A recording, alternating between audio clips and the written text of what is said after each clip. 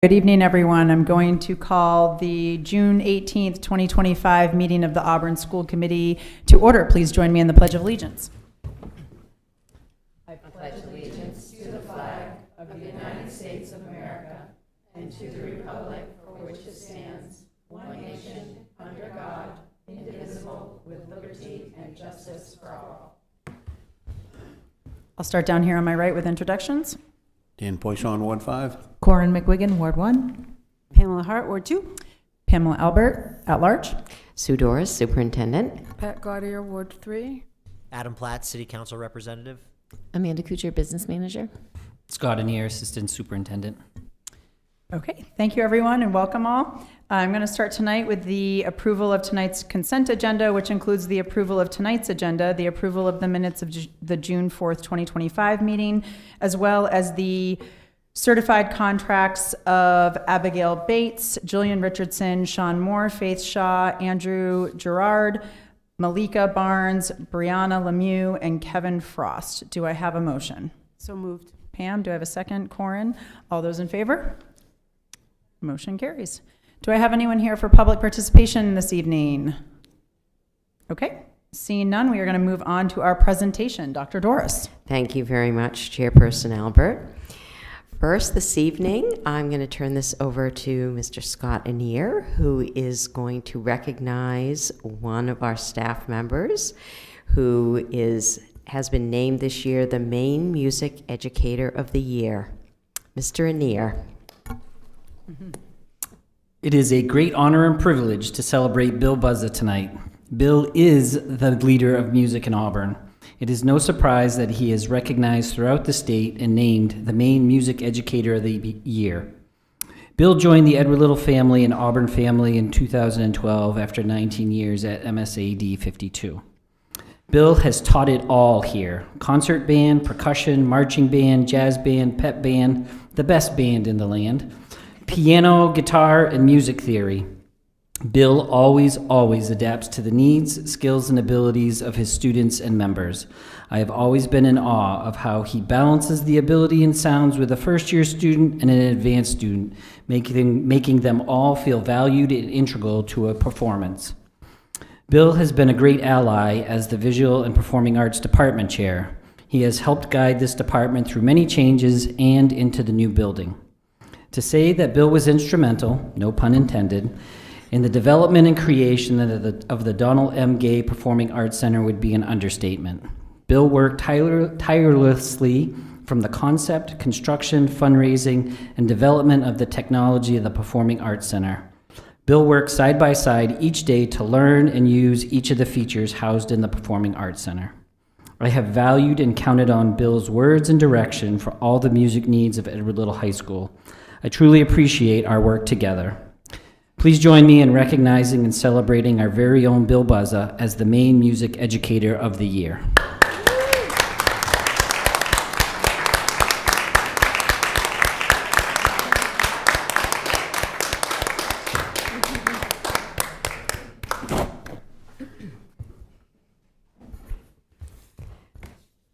Thank you very much.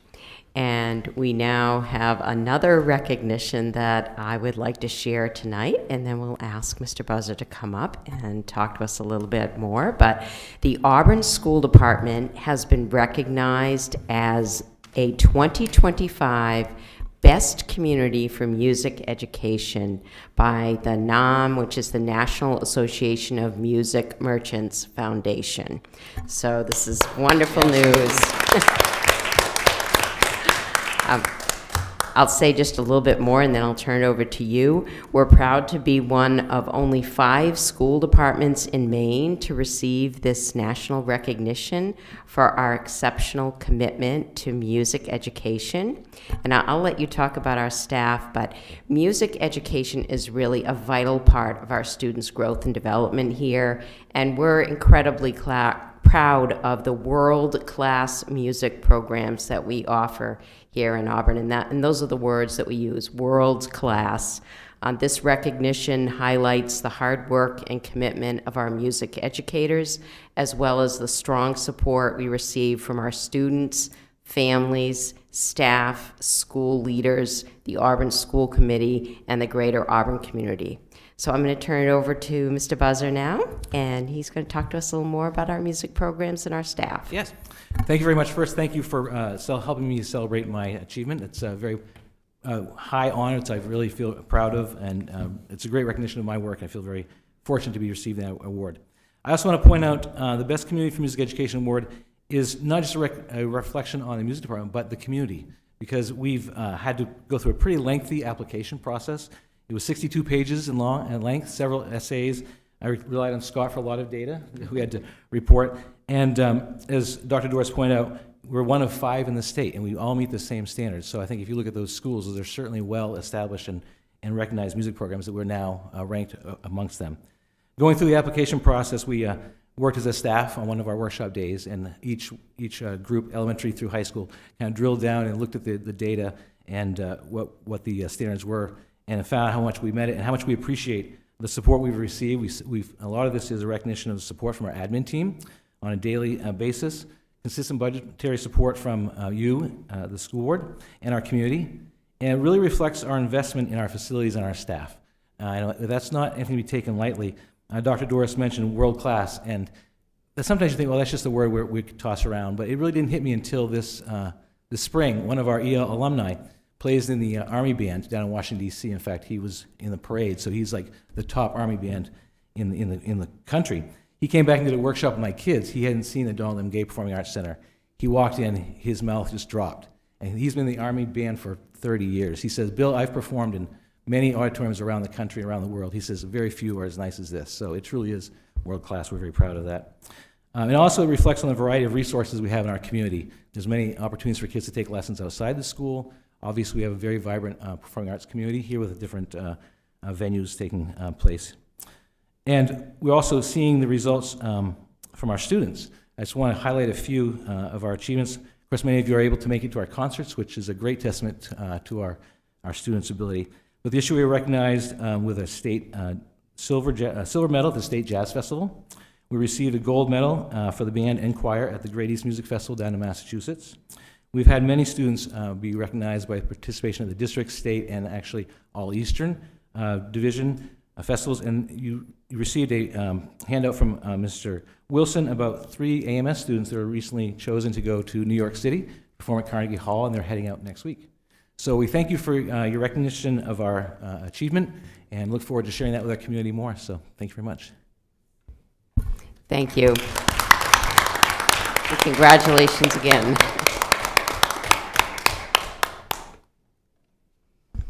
Okay, thank you. And I second the congratulations. That's amazing.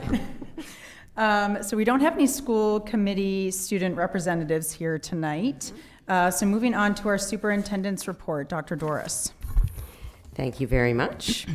Under my report tonight, I want to bring to your attention the Washburn Principal Recruitment Timeline. You should have a handout for that tonight. We did have a resignation last week. Principal Wood has resigned from her position, and this will be effective at the end of June this year. We're very grateful for her leadership and the many contributions she has made to the Washburn school community over the past 2 years. And so to support a smooth transition, we've put a timeline in place to find a replacement. And you can see the timeline here. I met with staff last week, and we have some interest in staff members participating on the hiring committee. And we will be selecting that by Friday, and then we have a few organizational meetings, and then we'll be selecting candidates and interviewing hopefully on July 8th so that we can have a candidate for you in time for the July 16th school committee meeting. So that's our timeline. Any questions on that? Okay, that's all I have on my report tonight. Okay, Thank thank you.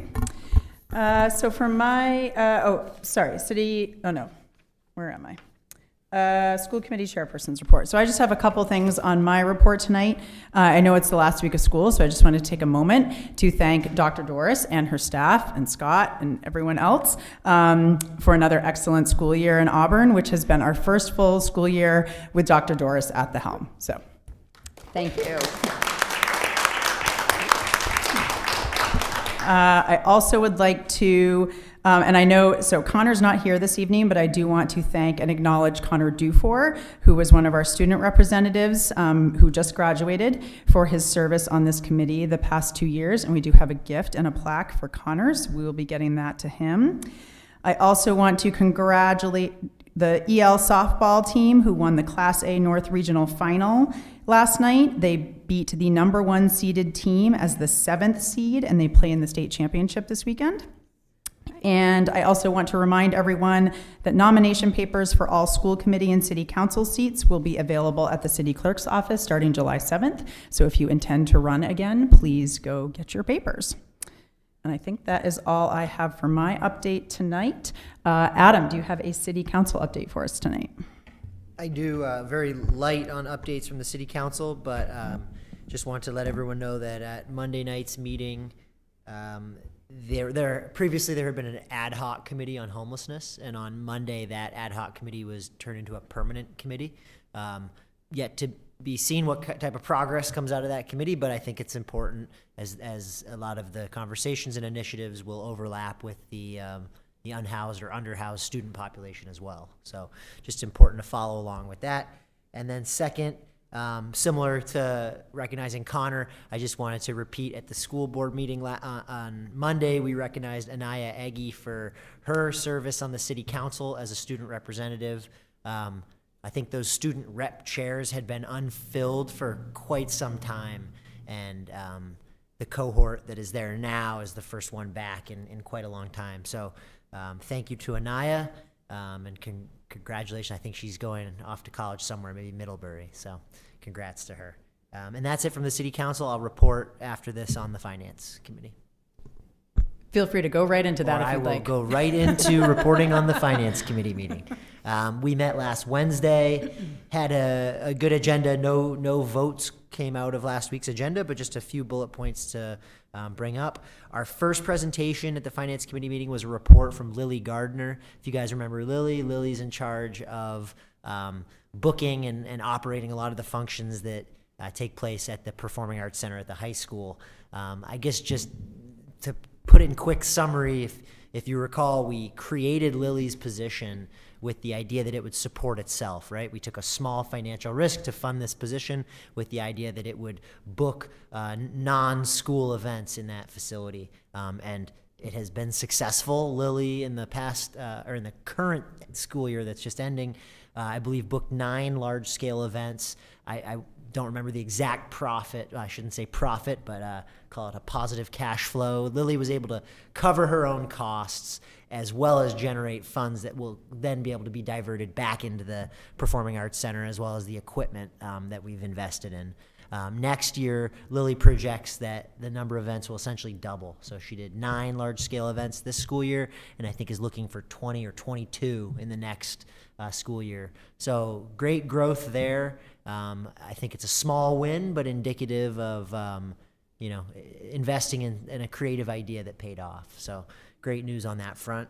The second thing we went over was reviewing the Harriman Master Agreement and Service Agreement. So this is a document that further binds us, further contracts us with Harriman in the ongoing efforts that they're taking, specifically as it pertains right now to the potential reconfiguration of the middle school. So in this agreement, there are certain costs that we will be bound to, and there are certain costs that have not yet occurred, and we haven't even agreed to pursue them. So this is not the end-all, be-all contract. This is the engagement contract. Happy to go over any of those numbers. I think is that document linked in the minutes? It's in the agenda, so if anybody wants to see that document, it's right there. Happy to answer any questions on that. The third agenda item was discussions of a capital reserve account. This is something we discussed As you guys will recall, we are limited to what we can kind of hold in our fund balance, right? There's state statute that says how much we can hold in there. And that's going to fluctuate from time to time. We're going to get pressure from the public, from city council to spend certain amounts of the fund balance. It's the cyclical nature of the fund balance. That's what it's there for. So we were having discussions about what if we had a secondary reserve account, which is allowed under our bylaws and city charters, a secondary fund that would be dedicated for capital reserve items. So what this would allow us to do is save money outside of the fund balance for capital reserve items. Doing that would allow us to then pay for those things and not have to necessarily ask for them to be added to anyone's CIP bonding process. So this is just a good exercise in cash flow management. This is a good exercise in planning. We've done nothing, but we just had the discussion on whether it's something worth entertaining. So I think there are next steps that will evolve over time. We'll figure out what those steps are. And lastly, we went over our monthly financials, and everything looks great. And if anyone has any questions specifically on that, happy to answer them. We're right on track with expenditures, and I think with the exception of maybe some billing from the city for our maintenance MOU, we're pretty much right where we expect to be. So that's all I've got. Great. Thank you, Adam. I was sorry I couldn't make that meeting. But thank you for the great summary. Curriculum subcommittee. Anyone Corin, you want to give a quick summary? Absolutely. We spoke with Laura Shaw and Jillian Close about the Student Conduct Advisory Committee. They went through recommendations that they've put together for the last school year, and I learned a new acronym, MTSS, which is Multi-Tiered System of Supports. And so we spoke about that and how we can integrate more practice of restorative classrooms and responsive classrooms, restorative practices and responsive classrooms within across the district, and how to streamline and also make sure that it's equitable throughout the schools. So very interesting. Would like to talk to you if you have any more questions. Great, thank you. And the facilities subcommittee, Scott, do you want to give a quick, I know Adam touched on some of it, but. Sure. So the old business was just following up on the summer work that's taking place. I met with Mark Kelly and Sean Marston from Public Works today. So we are building out what the building work will look like this summer. And then our new business was meeting with Harriman, who brought forth the timeline of the sequence of events from here now through till next June of the process for the advisory committee to help make some determinations and vet through all things that we should be considering in a sixth grade reconfiguration at the Auburn Middle School, as well as set up meeting dates and working from there. And the next steps are been working with the principals to develop the membership for that committee.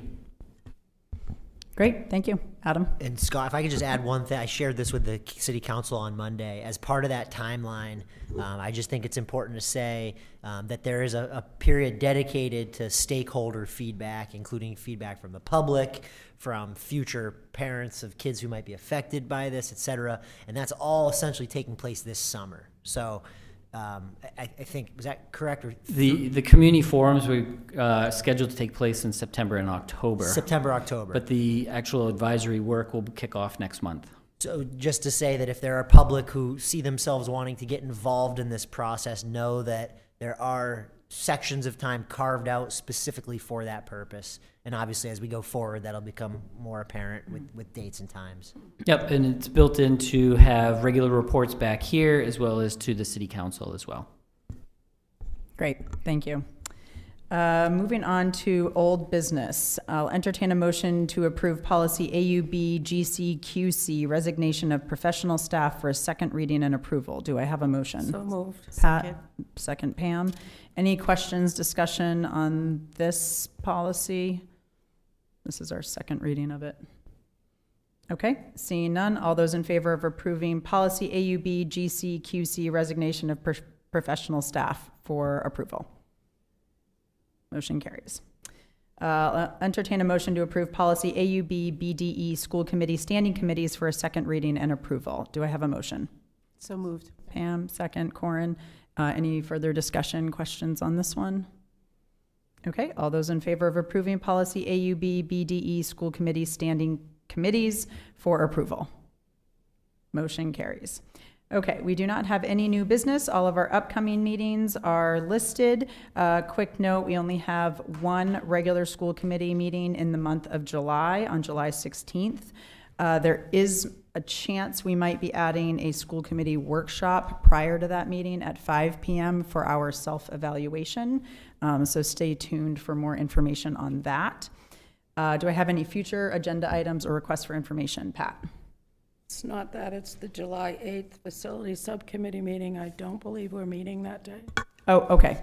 Okay, so we'll, scratch the July 8th Facilities Subcommittee meeting. Okay, any future agenda items or requests for information?